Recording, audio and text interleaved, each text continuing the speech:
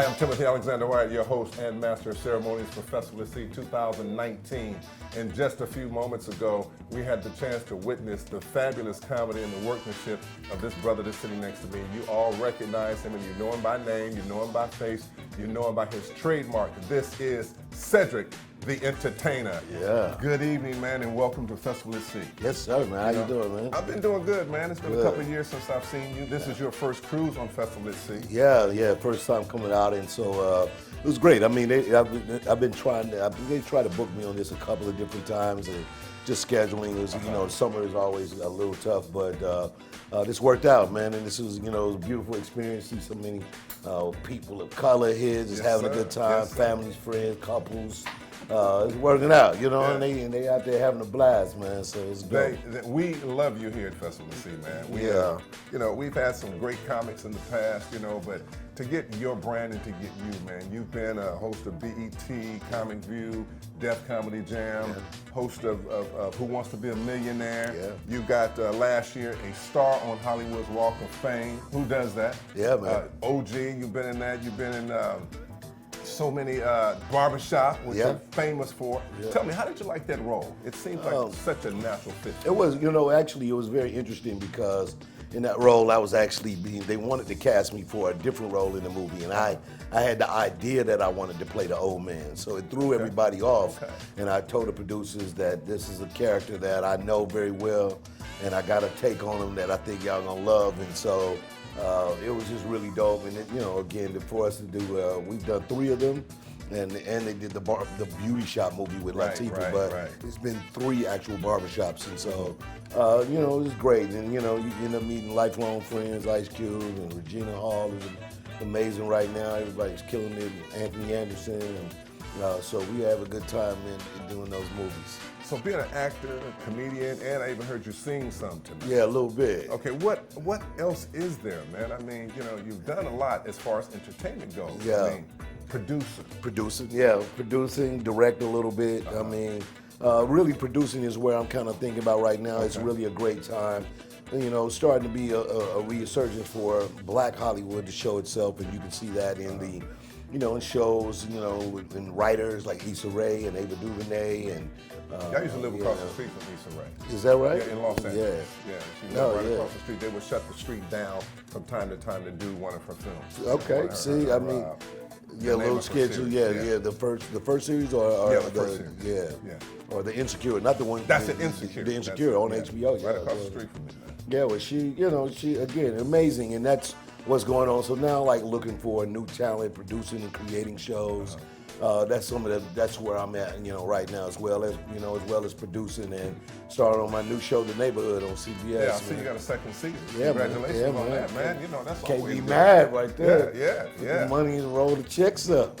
So when you were young, were you funny in school? Were you a comic in school? Yeah, you know, I was funny for sure, but I wasn't a class clown because my mother was actually a school teacher in the district where I went to school, so I couldn't be clowning. Right. But you know, lunchroom, come on, you know, you get to doing the dozens, and you know, I can hold my own. So that was always, that's probably the first space where I recognize I can do comedy in a way that get other people laughing, and almost that you can turn it on when you need to, you know, which is the idea of becoming a professional comedian is really that ability of going up there and taking a situation and shaping it that people laugh all the time, you know. Do you remember your first time you were on stage as maybe a paid comedian, or maybe it was a tryout, but not high school, but when your first taste of, wow, I'm really doing this.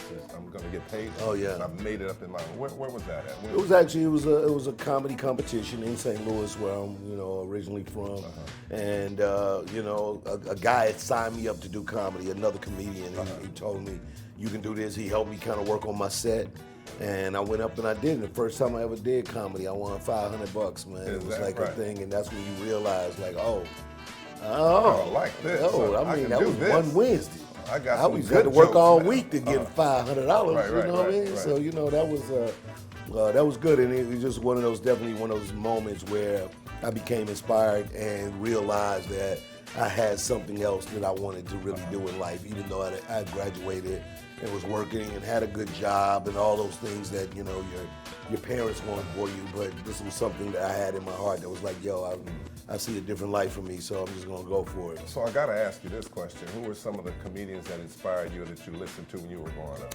Well, I mean, for me, I'm a big fan of, you know, all the legends, of course, you know, Rich Pryor, Right, and, you know, Robert He's Williams. usually always one of the first persons Eddie, people mention. yeah, exactly. I mean, because he was the albums that you got as a kid that you wasn't supposed to listen to, and definitely, you know, for my generation, you started thinking about being like a kid in the 70s, you know, Richard Pryor albums, you know, he had major great albums, and so, and then, you know, along came Eddie Murphy, and of course, was always one of my favorites, and then the Wayans. But then the person who really inspired me the most was the late Robin Harris. Robin Harris, yes. Yeah, Robin Harris was... He left us too soon. Yes, indeed. And he was a comedian that performed like somebody you knew. Yeah. And when I really saw that style and that way, it was something that I recognized in myself. And again, he's a Chicago kid. So he just had an attitude and a disposition that was like an uncle, like a cousin, and I was like, oh, I could do that. And then, you know, I take that persona on stage. Wow, that's great. Yeah. So, out of all the places you performed outside of Festival City, what are some of your favorite places, favorite venues? I mean, it's a lot of great cities to perform in, but you know, for me, Chicago is one of those core audiences that have always been a great audience because they build so many great comedians from there.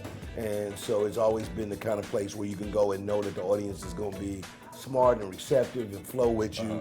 DC is another place where you can always go and get down and know that that audience is big and broad and smart and scan the gap from hustlers to CEOs, anybody hustlers. I mean, in the audience, and then, you know, Dallas is also another great city I love to go to. I live in Texas, and I got married a year and 5 months ago to my wife back over there, so I live there. I know Dallas is a great place.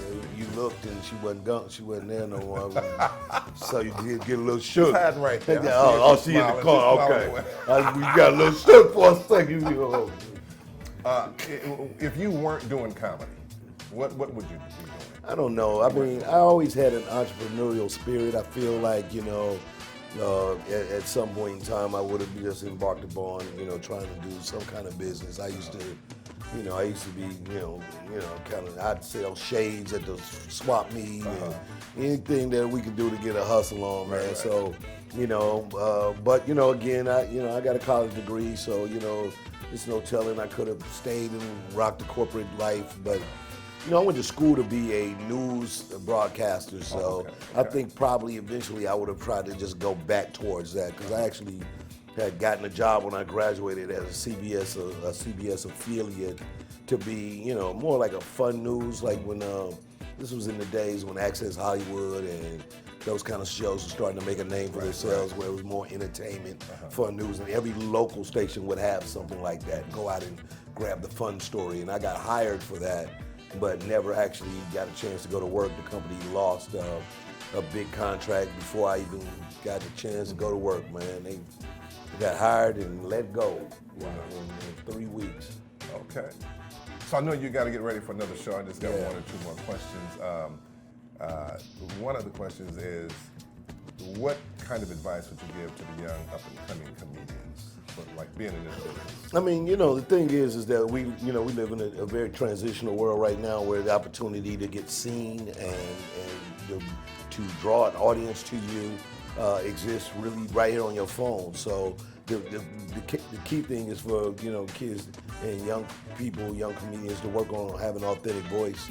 You know, the things that they say, the things that they write, you know, let it be personal, let it be about something that's true to them, and you know, and their voice will lead the way. You know, their comedy, their you know, their personal kind of storytelling is what people want to hear. They don't really want to see you be nobody else. And you know, you have great opportunity, and believe, and get up and work on it every day. You know, I always tell people, you can't ever really do it just for the money. Like, you can't decide to blow up. You got to do comedy for the love, because, you know, it's different paths for everybody. But the opportunity of seeing, somebody blow up and get really big. People love to consider them overnight stories sometimes, but you tell people that somebody like Kevin Hart been in the game a long time. He just ain't an overnight success, Right. but you see the big success now, and people go, I want to be that. Well, that's not how it works. So, One last question. Give it time. You're such a natural to me and to a lot of people telling jokes, telling stories. Yeah. Do you write jokes or do you just Yeah. you write them down? Yeah. Are you always in joke writing mode? Do you ever? Well, I mean, as far as like the actual craft of writing a joke, it is something that I try to practice on a daily. Like just go, when at the end of the day, or if it's something really good that happens at a moment, I'll definitely jot it down. Okay. I mean, everybody writes in their phone nowadays, but Right. but at the end of the day, I usually like to just sit and just let thoughts and things go through my head and just see if something comes out of it. And sometimes it's not quite a joke yet. It's just something that I'm crafting, and it's an idea, and it's almost there, and you just and you just kind of sharpen it up every time you get on stage. You try something, you add this, you take it, you spin that back out, you go, and then next thing you know, you got a killer joke. Okay, well, Yeah. I have someone in my life that believes a killer whale can overturn a ship this size. What do you think? Hell no. This a little kid? No. Anyway, thank you for being here. Was that the joke? Cedric the Entertainer, just a question. Cedric the Entertainer. Oh, that was a question. I'm Timothy Alexander White, Bluetooth Television. We out. Thank you so much. Pleasure, brother. All right, man. All right, man. Big up.